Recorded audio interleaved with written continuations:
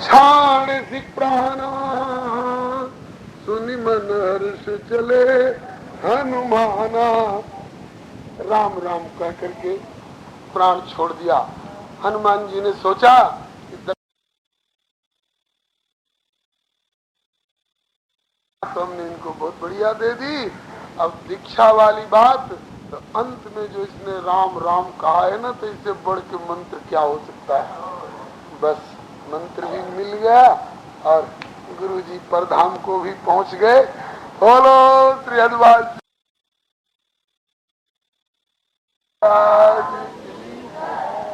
अगर गुरु होते तो काहे को हनुमान जी मारते हो, तो कपटी था महाराज। उगर ही अंत न होई निभाओ, काल ने मिजिम रावण राव। इसके बाद पहुंचे द्रोणाचल पर, तो देखा शैल ने औषधि चीना, औषधि को नहीं पहचान सके। औषधि को क्यों नहीं पहचान सके? बार बार असफलता होती जा रही है इस यात्रा में, ध्यान दीजिएगा, बार बार असफलता होती जा रही है। क्यों? श्री सीता जी की शोध यात्रा में, खोज वाली यात्रा में बार बार सफलता मिलती गई, और इस यात्रा में बार बार असफल क्यों होते जा रहे हैं? इसका कारण ग्वालियर वाले बाबा बताया करते हैं। कहते हैं कि जो श्री सीता जी के खोज में गए थे, तो चले हर्ष ही धरी रघुनाथा, बार बार रघुवीर सम्हारी, लंके चले सुमिरी नरहरी, बैठा नगर सुमिरी हृदय राखी कौशलपुर राजा, रघुपति चरण हृदय धरी तात मधुर फल खा। तो रघुनंदन हृदय में विराजमान है, इसलिए बराबर सफल होते गए। मां मनुस्मर युद्धक्ष, इसलिए सफल होते गए। और इस बार जो हनुमान जी चले हैं, बोले चला प्रभंजन सुत बल भागी, अपने बल का भाषण करते हुए चले हैं। इसका मतलब कि भरोसा अपने बल का हो गया, योग्यता का हो गया। अब राम की कृपा का भरोसा अगर कुछ है भी तो कम रह गया। चला प्रभंजन सुत बल भागी, बल भाषण कैसे करते, कैसे चले हैं, इसका भी वर्णन सुन लीजिए। गीतावली में गोस्वामी जी ने लिखा है। हनुमान जी कहते हैं कि प्रभु मेरे रहते आपको रोने की क्या जरूरत है। ये बात दूसरा कोई कहता कि हनुमान के रहते चिंता की कोई जरूरत नहीं, तब तो काम नहीं बिगड़ता। लेकिन हनुमान जी अपने मुख से कहने लग गए कि प्रभु मेरे रहते आपको रोने की क्या आवश्यकता है। प्रभु ने कहा तुम्हारे रहते भाई का ये हाल है तो फिर कैसे नहीं रोऊं। कहा कि मैं वहां नहीं था, मैं तो दूसरी जगह था। अच्छा अब तो हो ना? कहा कि हाँ। अब क्या कर सकते हो? कहा कि लक्ष्मण को मरने नहीं दूंगा। कहा कि मरने नहीं दूंगा, इसके लिए क्या जतन करोगे? कहा कि जो हो अब अनुशासन पावो, तो चंद्रमय निचोर चैल जो आन सुधा सिर नाओ। चंद्रमा में अमृत है ना? बोले है। उसी से तो सारे वनस्पतियों में रथ का संचार करते हैं। बोले है। कहा कि कहिए तो चंद्रमा को पकड़ के लाऊं, गीले कपड़े की तरह लक्ष्मण जी के मुंह में निचोड़ दूं, फिर कैसे मरेंगे? कहा कि हनुमान ये काम ठीक नहीं है। क्यों? चंद्रमा किसी एक व्यक्ति के लिए नहीं है, सारे संसार का हित करते हैं। और चंद्रमा को का सारा अमृत तुम ही निचोड़ लोगे तो संसार को क्या रह जाएगा? सारे संसार की वनस्पतियां सूख जाएंगी, मर जाएंगी, सब भूखे मर जाएंगे। और हनुमान थोड़ी देर पहले तुम कह चुके थे, कहा हनुमंत सुनहु प्रभु शशि तुम्हार प्रिय दास, तब मूर्ति विदूर बसती सोई श्यामता आभास। तो जब तुमने साबित कर दिया है कि चंद्रमा के भीतर मेरे प्रभु श्री राम बैठे हैं, और आज चंद्रमा को निचोड़ दोगे तो उनके भीतर बैठे हुए तुम्हारे प्रभु राम को वो सुरक्षित रह जाएंगे, वो निचोड़ जाएंगे कि नहीं? हाँ प्रभु, मैंने विचार अच्छी तरह से नहीं किया, जोश में मैं बोल गया, होश खो बैठा। कहा कि अब होश में बोलो, और क्या उपाय कर सकते हैं? दूसरा कोई उपाय? कहा तो चंद्रमय निचोरी चैल जो आन सुधा सिर नामो, अथवा भेद भुवन करि भानु बाहिरो तारा उदय तावो। कहिए तो ब्रह्मांड सूर्योदय होने पर न लक्ष्मण मरेंगे, सूर्योदय होने ही नहीं दूंगा।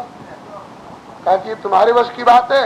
अरे कहा कि सरकार बचपन में मैं सूरज को निगल गया था, अब तो नौजवानी में हूं। कहा कि तुम्हारे निगलने के बाद भी तो अभी भी सूर्योदय हो रहा है। कहा कि वो तो मैंने छोड़ दिया। और अब क्या करोगे? कहा कि ब्रह्मांड में छेद कर दूंगा। आजकल जाने ओजोन की क्या बोलते हैं लोग, वो वैज्ञानिक जगत में एक बड़ी भारी समस्या हो गई है। तो कहा कि ब्रह्मांड में छेद कर दूंगा और सूर्य को ब्रह्मांड के बाहर ढकेल दूंगा। कह दूंगा खबरदार जो ब्रह्मांड के भीतर आए उदय होने के लिए। तो और कहा कि फिर कहीं जिस छेद से बाहर ढकेले गए कुछ छेद से फिर आ जाए तो कहा कि तहां राहु देता हूं, राहु की चिप्पी लगा करके वहां पर एकदम पक्का, आजकल क्या वेल्डिंग बोलते हैं लोग ना, कर दूंगा, फिर सूरज आने नहीं पाएंगे। कहा कि ये भी उपाय तुम जोश में बोल रहे हो, होश में नहीं बोल रहे हो। एक लक्ष्मण के प्राण बचाने के लिए सारे संसार में प्रकाश करने वाले सूरज को ढकेल दिया जाएगा तो सबसे बड़ा नुकसान तो होगा, संसार अंधकारमय हो जाएगा, सारा संसार दुखी होगा। और दूसरे, सूरज मेरे पूर्वज हैं, मैं सूर्यवंशी हूं।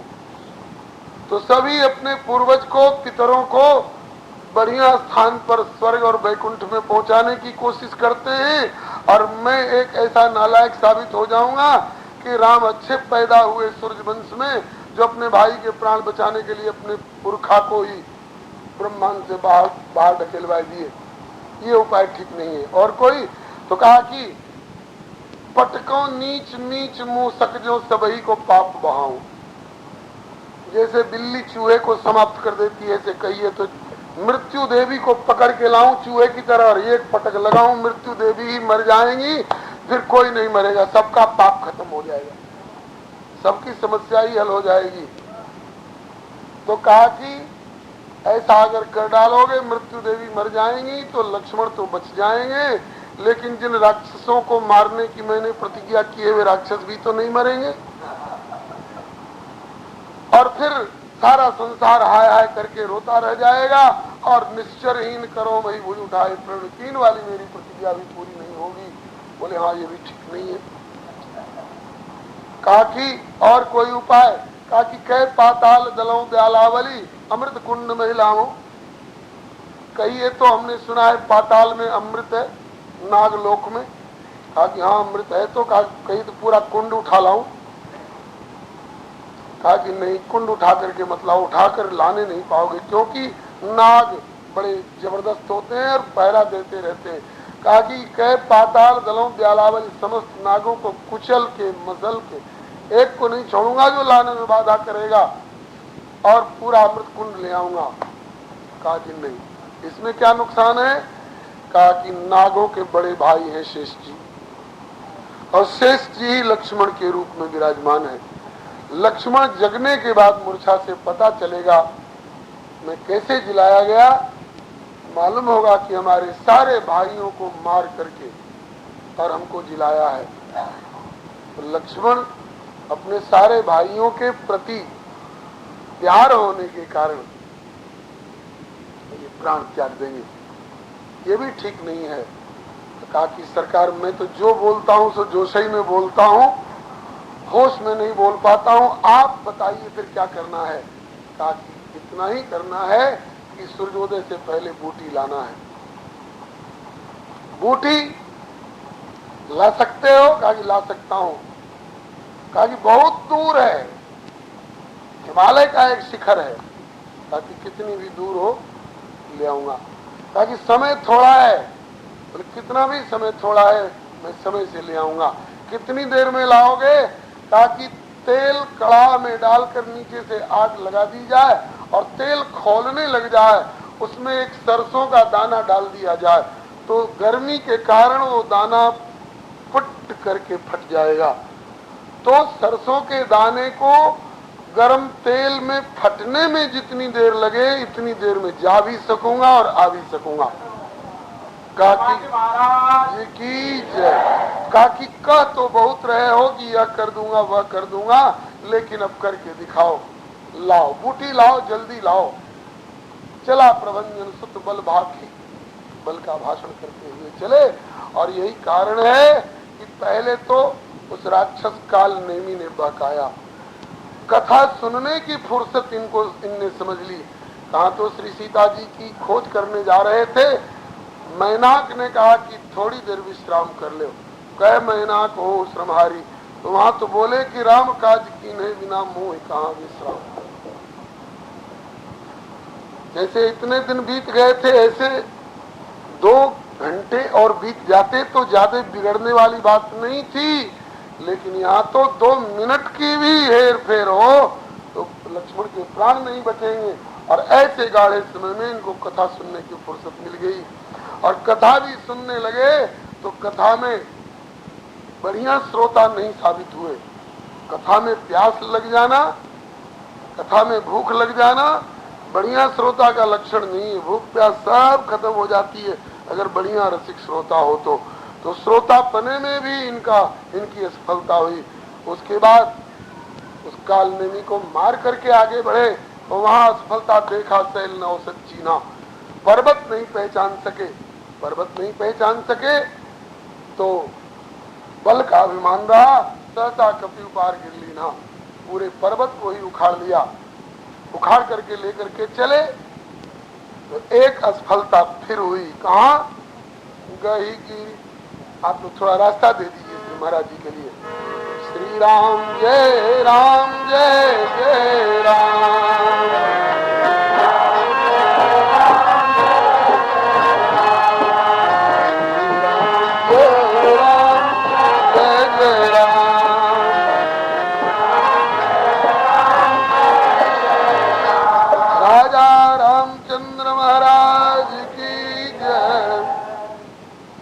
पर्वत उखाड़ करके गही गिरी निशी, रात्रि का समय है, पर्वत लिए हुए जा रहे हैं।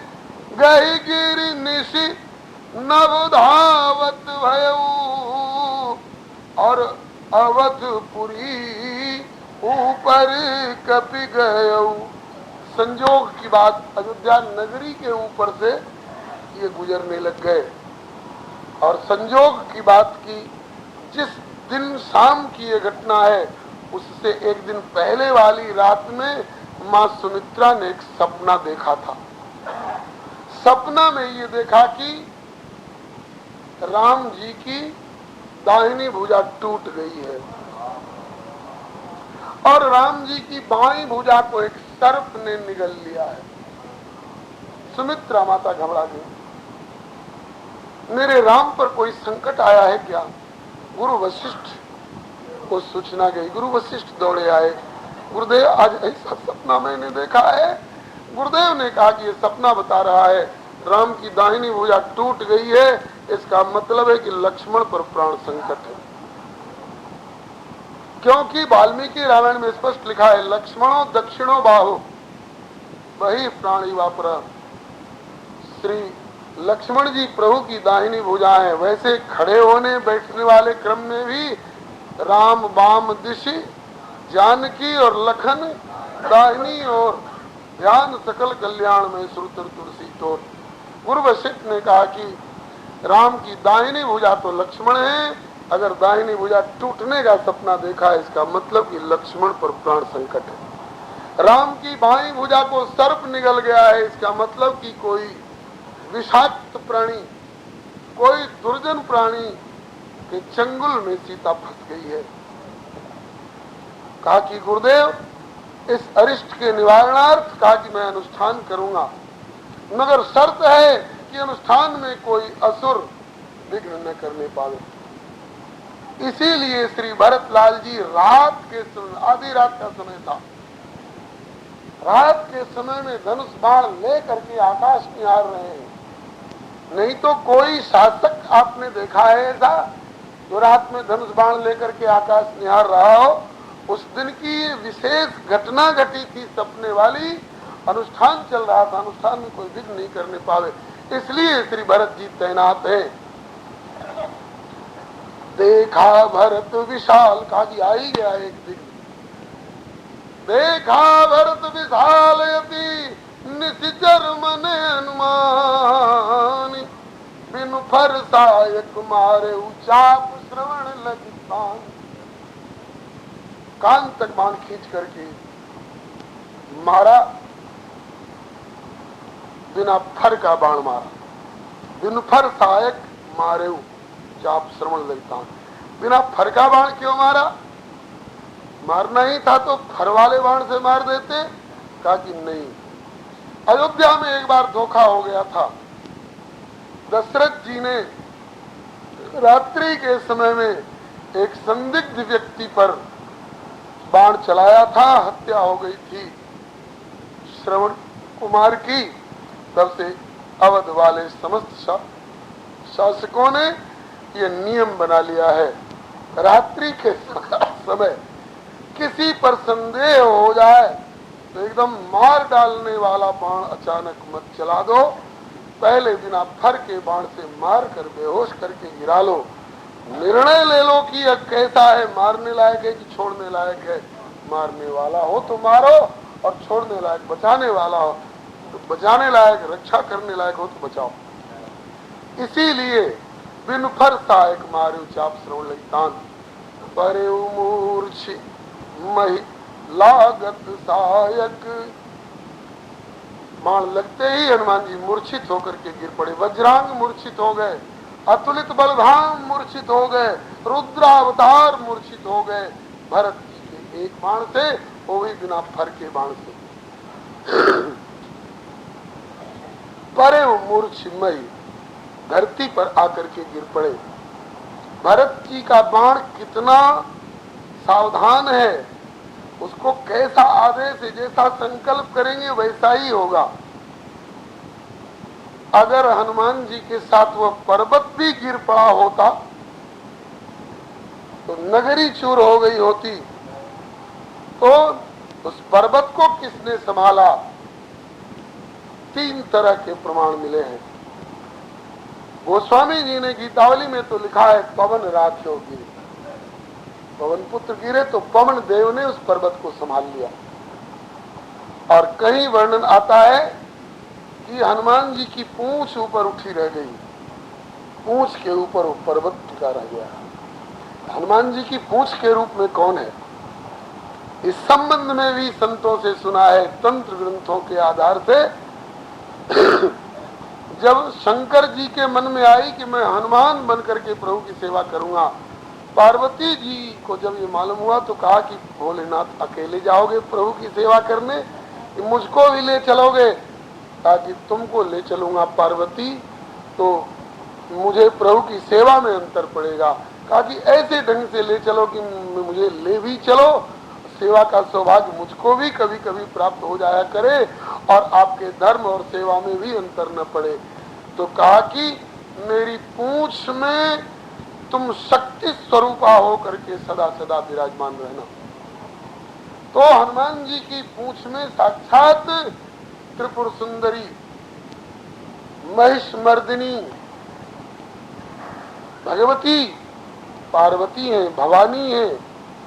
तो देखा कि मेरे प्राणनाथ अब मूर्छा का अभिनय कर रहे हैं, तो भगवती ने पूंछ के सहारे उस पर्वत को रोक लिया। और कहीं कहीं वर्णन आता है कि श्री भरत लाल जी के बाण ने ही हनुमान को गिरा लिया और पर्वत को ऊपर ही रोक लिया। ये ठाकुर जी की लीला है, ये भगवती लीला है। ऐसा चमत्कार होना कोई असंभव नहीं है। अब तक तो हनुमान जी के द्वारा भूल पर भूल बन रही थी। चला प्रभंजन सुत बल भाखी, अपने बल के भरोसे जा रहे थे। देखिए कितना अंतर पड़ गया। हृदय में रघुनाथ को धर के जा रहे थे तो सफल होते गए। सुरसा पर सफल हुए, सिंहिकाग पर सफल हुए, लंकिनी पर सफल हुए, लंका पर सफल हुए, लंकेश कहलाने वाले रावण पर सफल हुए।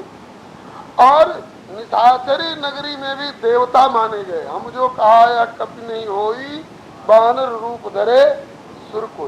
निशाचरी नगरी में भी इनमें देवत्व का दर्शन हुआ।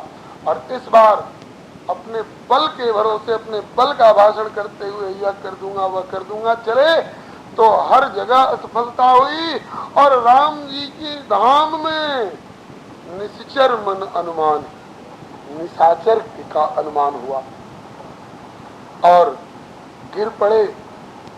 ये राम विस्मृति का परिणाम है, अपने बल के भरोसा करने का परिणाम है। इसलिए भैया हम लोग भी जिस क्षेत्र में बढ़ रहे हैं अपने बल बूते के भरोसे नहीं बढ़े, श्री राम की शक्ति का स्मरण करके, श्री राम भक्त हनुमान की शक्ति का, भगवती शक्ति का भरोसा लेकर के बढ़े।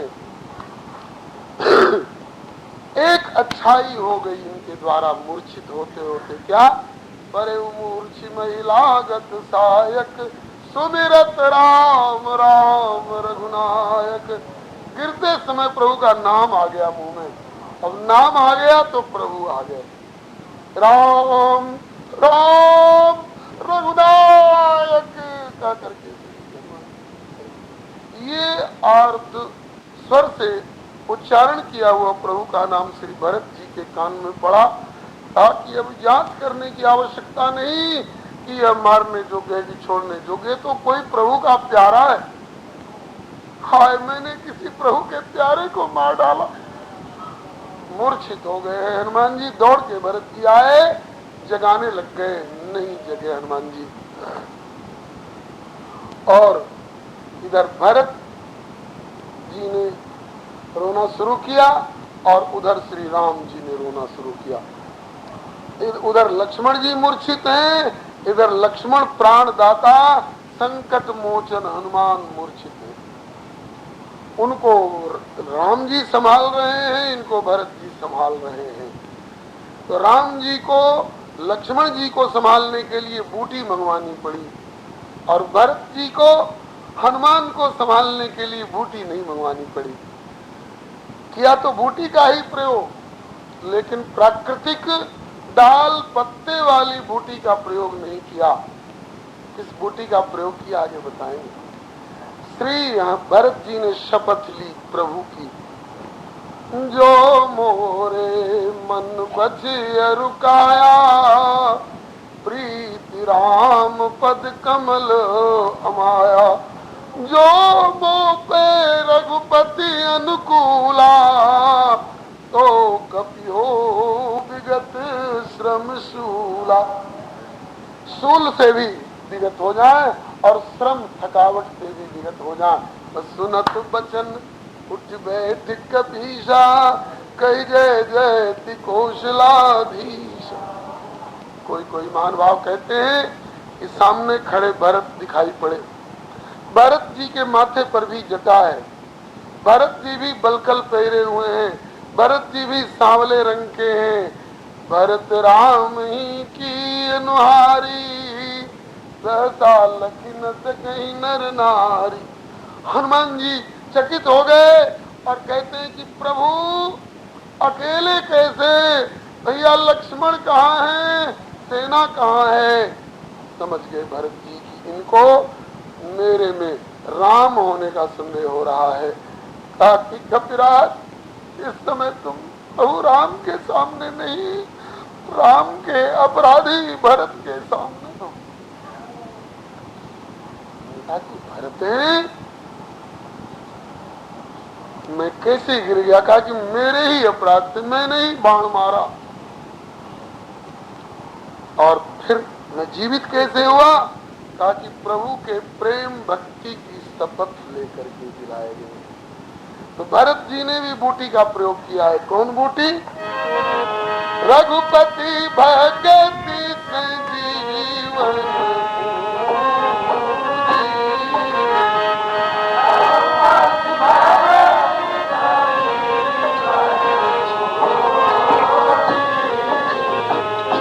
अनुपान श्रद्धामति पूरी, अनुपान श्रद्धामति।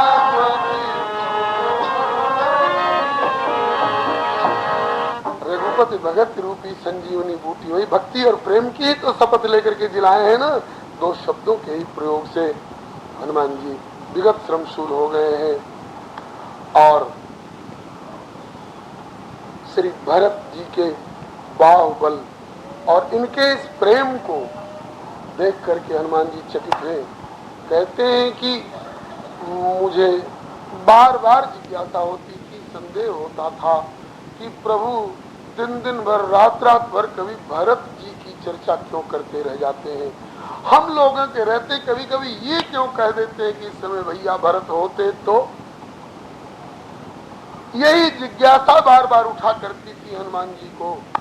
इसीलिए श्री लक्ष्मण जी ने ये मूर्छा का अभिनय किया है कि इसी बहाने हनुमान जी भैया भरत तक पहुंचेंगे और भैया भरत के बिना फरके बाण का चमत्कार देखेंगे, और जो वज्रांग को नीचे उतार सकता है, अतुलित बलधाम को नीचे उतार सकता है, बिना फरके बाण से उतार सकता है, और उतार लेने के बाद जीवन दान भी कर सकते हैं, और उनको न पर्वत मंगाना पड़ेगा, न बूटी मंगानी पड़ेगी, न वैद्य मंगाना पड़ेगा। ये भरत की विश्व भरण पोषण कर जोई, ताकर नाम भरत अस होई। समाचार अयोध्या तक पहुंच गया। गुरुदेव अनुष्ठान में थे। समाचार अयोध्या तक पहुंच गया। माँ वैसे अयोध्या में ही यह अनुष्ठान हो रहा था और अयोध्या में भरत की रक्षा कर रहे थे, नहीं तो इतनी जल्दी माताएं नंदीग्राम तक कैसे पहुंच जाती। गोस्वामी जी ने भी लिखा है, सुनिरन घायल लखन पड़े हैं, लक्ष्मण घायल पड़े हैं, सब दौड़ के आए। माता कौशल्या ने कहा कि हनुमान कह देना लक्ष्मण को जीवित कर सके तब तो राम लौटे, और नहीं तो नातर सूर सुमित्रा सुत पे वारी अपन को दीजिए, लक्ष्मण सहित कुशल वैदेही तब आन राजपुर कीजिए, नातर सूर सुमित्रा सुत पे वारी अपन को दीजिए। सुमित्रा जी ने कहा कि नहीं नहीं हनुमान जी की बात मत कहना, क्यों? सेवक जूझ परे रण भीतर तब स्वामी घर आवे। स्वामी श्री राम है, लक्ष्मण तो इनका एक सिपाही था। कितने सिपाही रणभूमि में काम आ जाते हैं, तो क्या स्वामी फिर विजयी होकर घर नहीं लौटता है? एक सिपाही चला गया, उसके लिए राम को अयोध्या नहीं आने का संकल्प नहीं लेना चाहिए। बल्कि मुझे तो दुख है कि मेरा राम, लक्ष्मण तो मेरी कोख को उजागर कर गया, लेकिन मेरा राम इस समय अकेला पड़ा हुआ है। बेटे शत्रुघ्न, तू भी लक्ष्मण का भाई है, तू भी सुमित्रा नंदन है, जा आदि कोख को लक्ष्मण उजागर कर गया, आदि कोख में तू आए थे, अब आदि कोख को तू उजागर कर।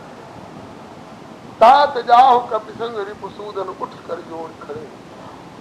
लक्ष्मण जी श्री हरे शत्रुघ्न जी हाथ जोड़ के अभी जाता हूँ, हाथ आज्ञा शिरोधार्य जय। श्री हनुमान जी ने कहा कि माँ इनको जाने की आवश्यकता नहीं है, बस आशीर्वाद दो। भरत जी ने कहा कि जिस गति से जा रहे हो, जिस ढंग से जा रहे हो हनुमान, जिस भरोसे अब तक जा रहे थे उस तरह से, उस भरोसे, उस गति से जाओगे तो तात गहर हो तो ही जाता, काज नसाई हो तो प्रभाता। अभी पता नहीं और रास्ते में कितने विघ्न आएंगे, कहाँ कहाँ अटकोगे, भटकोगे, गिरोगे, पड़ोगे, नहीं पहचान होगी, ये होगा वो होगा। इसलिए चढ़मम सहायक शैल समेता, मेरे बाण पर पर्वत लेकर के तुम खड़े हो जाओ। पठवूं तो ही जहाँ कृपा निकेता, अभी मैं आपको भेजता हूँ जहाँ पर प्रभु श्री राम मौजूद है। पूज्य चरण पंडित श्री राम किंकर जी महाराज कहा करते हैं कि बहुत लोग धमकी देते हैं तुम्हें रसातल में पहुंचा दूंगा, बर्बाद कर दूंगा।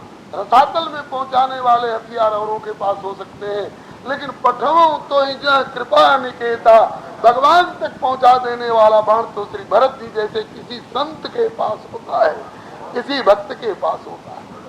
पठवों तो ही जहाँ कृपा निकेता। एक बार फिर यहाँ हनुमान जी के अभिमान का वर्णन है। सुनी कपि मन उपजा अभिमाना, मोरे भार चली की निबान। मेरे भार को लेकर के, और उस पर भी पर्वत का भार है, इनका बाण कैसे चला जाएगा। कहा कि देर मत करो हनुमान। हनुमान के भी मन में आ गई कि एक बार आजमा ले। फिर पर्वत संभाला, बाण पर चढ़े, और चढ़ने के बाद भरत जी छोड़ने ही वाले थे, तब तक हनुमान जी नीचे उतर आए। बोले प्रभु आप सर्व समर्थ हो, प्रभु श्री राम में आप में कोई अंतर नहीं है, लेकिन अब यहां से बाण भेजने की आवश्यकता नहीं। श्री राम जी के चरित्र के आलोचक बहुत लोग मिलते हैं। शूर्पणखा के नाक कान क्यों काट डाले, सीता जी को गर्भावस्था में क्यों निकाल दिया, बाली को छिप करके क्यों मार डाला, लक्ष्मण जी के लिए कोई कह सकते हैं परशुराम जी से क्यों भिड़ गए, जनक जी को क्यों फटकार दिए, भरत जी को मारने को क्यों तैयार हो गए, प्रभु को कादर मन करे कधारा कायर क्यों कह दिया। तो राम जी के चरित्र के आलोचक मिलते हैं, लक्ष्मण जी के चरित्र के आलोचक मिल सकते हैं, लेकिन अभी तक मुझे भरत जी के चरित्र में कहीं किसी बिंदु पर आलोचना करने वाले लोग नहीं मिले हैं। एक बिंदु पर थोड़ी चर्चा चला करती है। जब भरत जी को मालूम हो गया कि प्रभु युद्ध क्षेत्र में है, लक्ष्मण मूर्छित पड़े हैं और भरत जी ने फिर सेना क्यों नहीं भेजी, अस्त्र शस्त्र क्यों नहीं भेजा, स्वयं क्यों नहीं गए, तो स्वयं इसलिए नहीं गए कि प्रभु ने मुझको नियुक्त किया है यहाँ पर, उधर से मुझे निश्चिंत कर रखा है, मैं जाऊंगा तो प्रभु लक्ष्मण जी की तरह कह सकते हैं कि मैंने तुमको सीता की सुरक्षा में नियुक्त किया था और तुम यहाँ चले आए, सीता का हरण हो गया। इसी तरह से कहीं अवध में घटना कोई घट जाए मेरे जाने पर, मुझे तो प्रभु ने जहाँ नियुक्त किया है वहीं मुझे रहना है।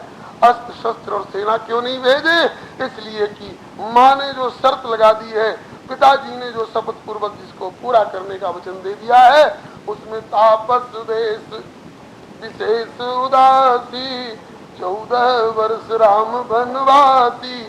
अयोध्या के एक एक तिनके तिनके से भी प्रभु को उदासीन रहना है।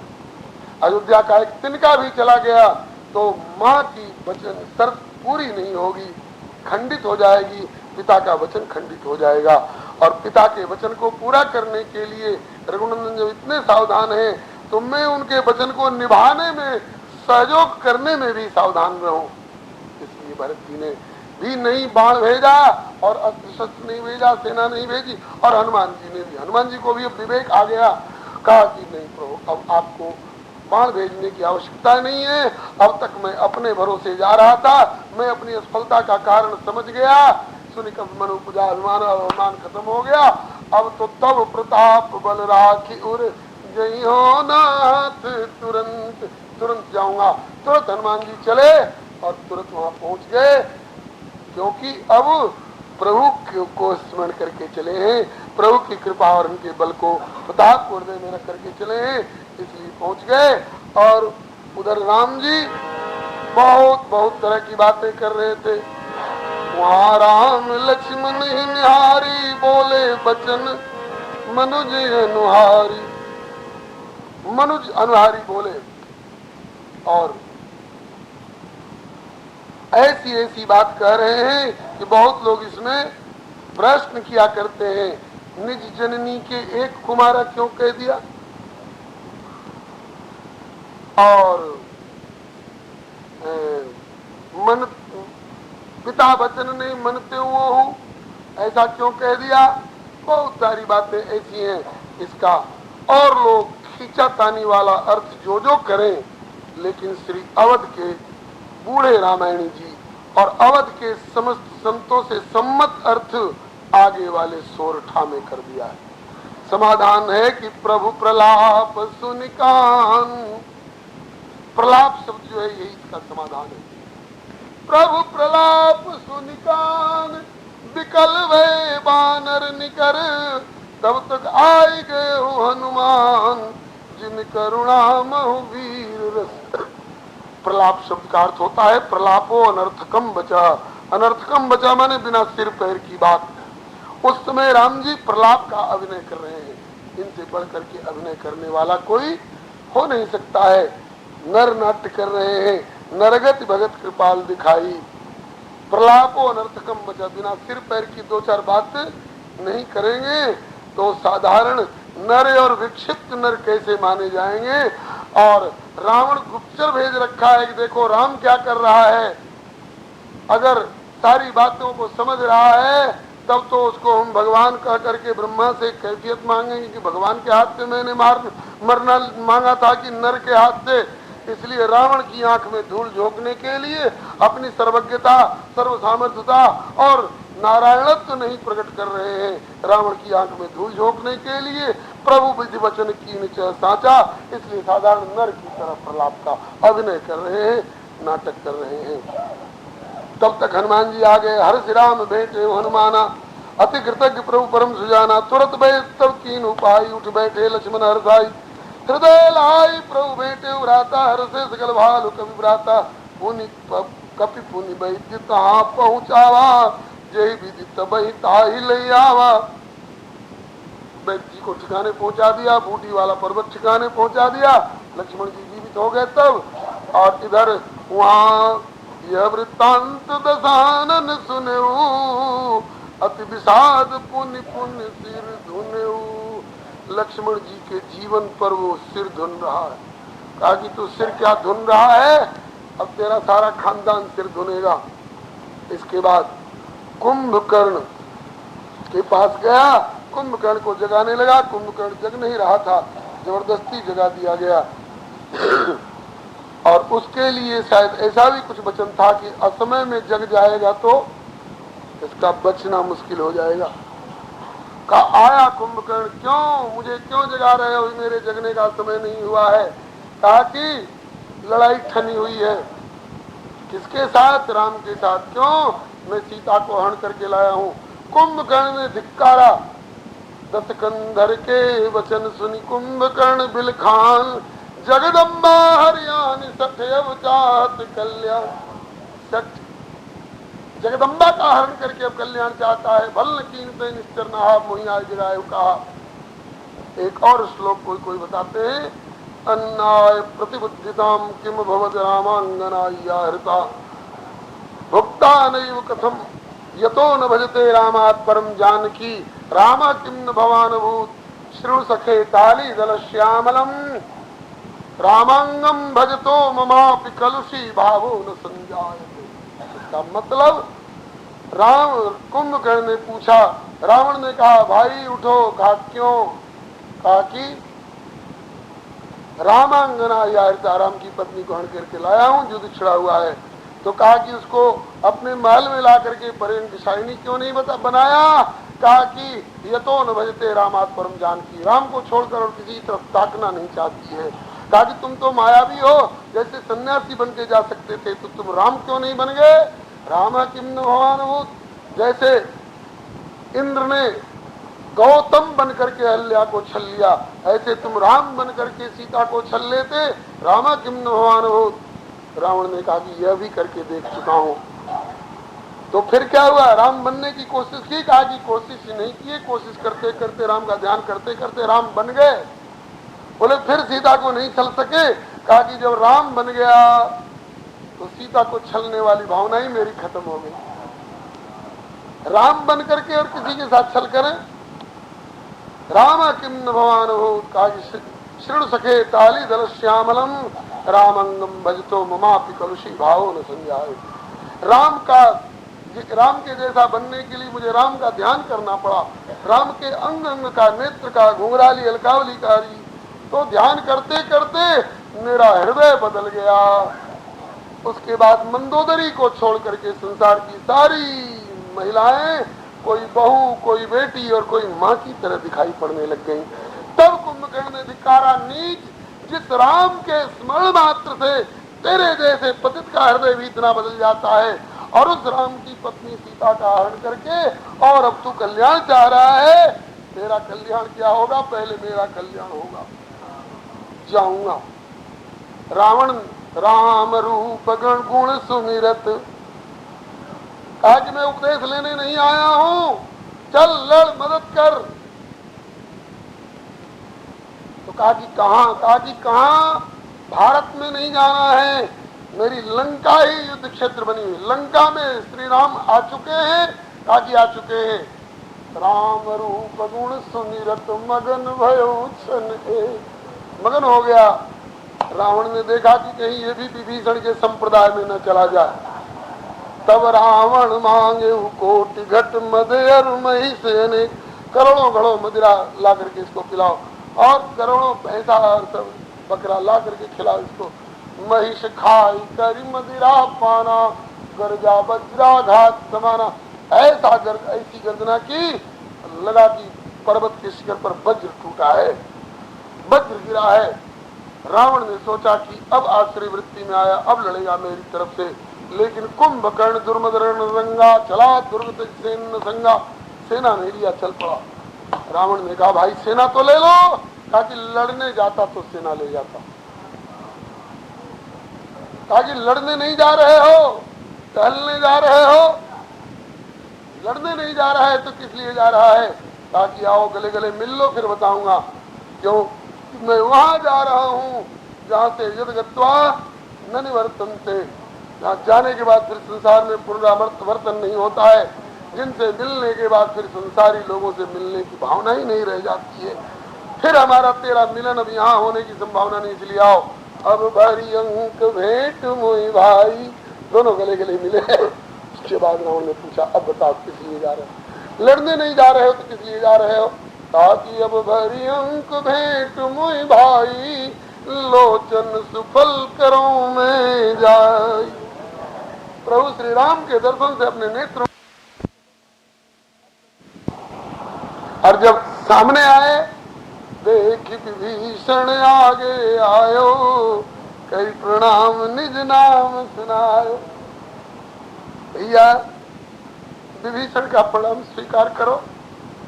अब नशा हो चुका है, लेकिन नशे में भी बोल रहा है तो कितना संभल के बोल रहा है।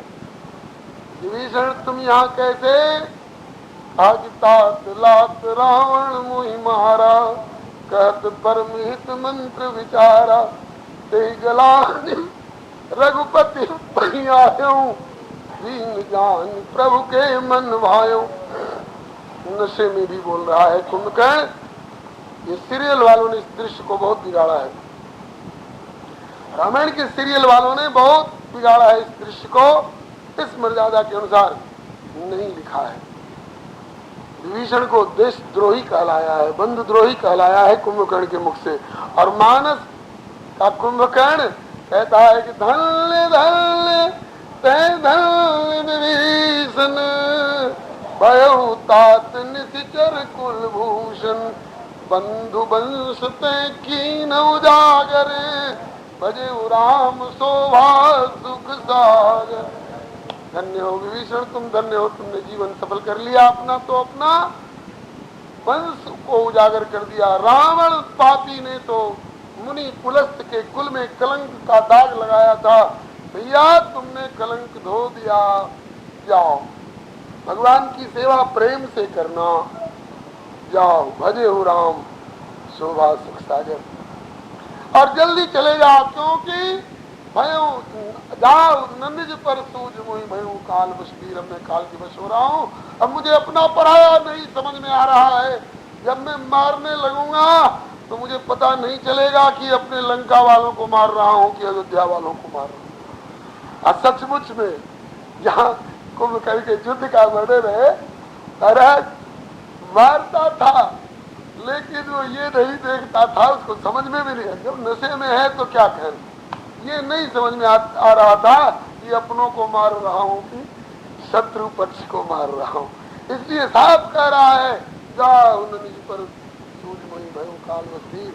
लड़ने लगा तो उस लड़ाई के सिलसिले में जैसे बहुत लोग खेत में पहुंच करके साग खोट के खाते हैं और बहुत लोग चना चवेना खाते हैं, ऐसे महाराजू कोटि कोटि कपि धरी धरी खाई। ऐसा लगता था जनु टिड्डी गिरी गुहा समाई। सैकड़ों की संख्या में ये बरसाती कीड़े जो आते हैं ना, पंख वाले आते हैं, तो लगता है कि बाप रे बाप, लगता है कि वहां से उनका स्रोत फूट गया है। और जब दिल में धसते हैं तो भी वैसे ही लगता है। तो कोटि कोटि कप धरी धरी खाई, जनु टिड्डी गिरी गुहा समाई। और कोई कोई बानर तो इधर से मुंह से जाते हैं और कान के रास्ते से निकल आते हैं और नाक के रास्ते से निकल जाते हैं। और उसको क्या पता कि इसको मैं भीतर ले गया था और दबाने नहीं पाया, तब तक ये निकल आया। बोलो भक्तिवत्सल भगवान। कुंभकर्ण का युद्ध बड़ा अद्भुत हुआ है। इसके बाद हाहाकार मच गया। कहा कि सरकार यह खल का खाए काल की नहीं, यह निश्चर दुकाल समय ही कपिकुल देश पर नेवचही। तब श्री राम जी ने कहा कि अब इसकी खबर मैं लूंगा। हाँ, तो श्री राम जी आए और कुछ देर तक लड़ने का अभिनय करके और उसको 2 खंडों में अपने बाण से काट करके और धराशायी कर दिया और उसका उद्धार कर दिया। देवताओं ने फूलों की वर्षा करी, जय जयकार करी। बोलो श्री पतित पावन भगवान की जय, श्री पतित पावन भगवान की जय। ये बरसाने लायक नहीं रह गया है। बोलिए भक्तवत्सल भगवान की जय, श्री पतित पावन भगवान की जय। इसके बाद रावण कुंभकर्ण के मरने पर बहुत पश्चाताप किया है। फिर इसके बाद मेघनाद ने कहा कि पिताजी आप चिंता मत करो, अभी जो मैंने अपने इष्टदेव से बल और रथ जो पाया है वो आपको अभी दिखलाया ही नहीं है, और कल देखना मेरा चमत्कार। तो चला और इधर विभीषण जी को पता चल गया कि निकुंभिला में यज्ञ पूरा करके आएगा तो दिखाई नहीं पड़ेगा और मारा नहीं जा सकेगा। और फिर इसीलिए प्रभु से जाकर के कहा कि नाथ उसका अनुष्ठान पूरा न होने दीजिए, इसी ढंग से वो मरेगा, वो तमोगुणी अनुष्ठान कर रहा है।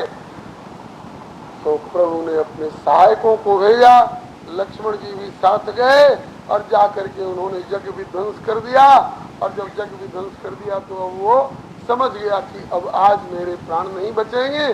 फिर आकर के लड़ाई हुई है और उस लड़ाई में श्री लखनलाल जी आज प्रभु के चरणों को स्पर्श करके गए हैं। बोलिए भक्तवत्सल भगवान की जय। आज श्री लखनलाल जी जब रघुवीर दीन अनुशासन, कठिन संग कैसी साज सरासन, प्रभु प्रताप और धरि रणधीरा, बोले घन इव गिरा गंभीरा, जो ते आज